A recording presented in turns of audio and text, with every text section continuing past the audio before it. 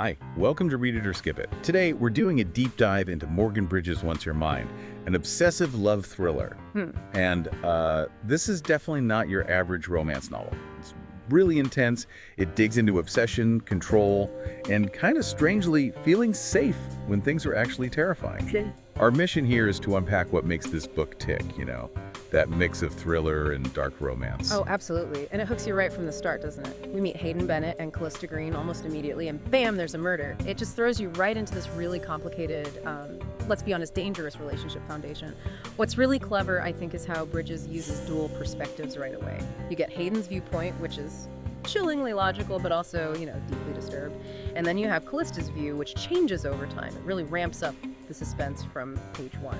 Dangerous foundations, yeah, that feels like. An understatement for Hayden Bennett, right? I mean, This guy, he's a brilliant lawyer during the day, all professional. But then at night, he's out there being a vigilante, taking out people he thinks the system failed to punish. It's quite the contrast. And the moment he sees Callista, it's not just like, oh, she's nice. It's instant, feverish obsession. He decides he needs to have her, own her, really, and he'll remove anyone who gets close. How does the author make him compelling? Because he is, even though he's monstrous. That's the tightrope walk, isn't it? It's fascinating. Bridges taps into something almost primal, that fantasy of this absolute protector figure, but it's twisted. It's the dark protector idea pushed to the absolute extreme. It makes you question your own feelings about desire versus safety, and that's the hook. It makes you, the reader, sort of complicit in feeling drawn to him, which is uncomfortable.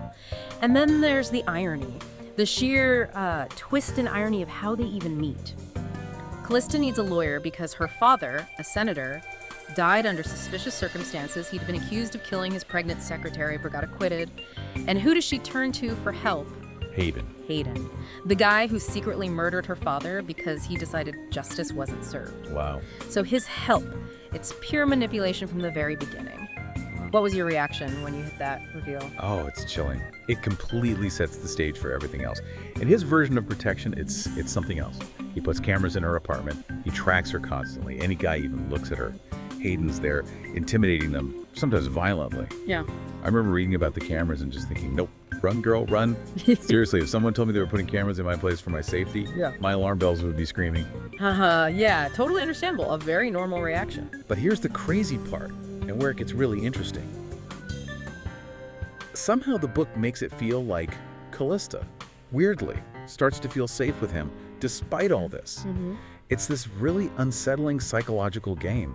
How does Bridges even pull that off? It had me completely gripped trying to figure it out. That unsettling feeling is key. That's exactly what starts to crack things open later. Which brings up a big question, right? What happens when that protector image starts to crumble? Because Callista isn't stupid. She starts digging, slowly piecing together how deep Hayden's obsession and manipulation go. His whole touch her and die thing becomes very real, very dangerous, leads to some major confrontations.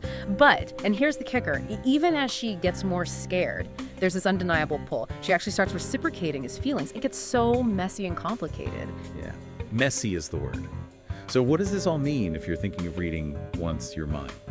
Well, it's definitely not a light read. It's raw, it's unsettling. It explores really toxic love, power, control, all those blurred lines. The characters, deeply morally gray. There's violence, yes, sometimes pretty graphic, but there's also this intense passion that just keeps you glued to the page. You have to know what happens. Absolutely. And that need to know. It pays off with this explosive cliffhanger at the end. It doesn't just end the story.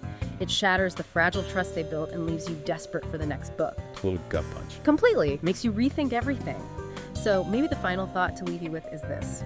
Can love, any kind of love, actually survive when it's built on secrets that deep, on that level of obsession and control? That's a heavy question. Yeah. And that wraps up our deep dive into Once You're Mine. Hope we gave you a good sense of this intense read. Until next time, hi, welcome to Read It or Skip It.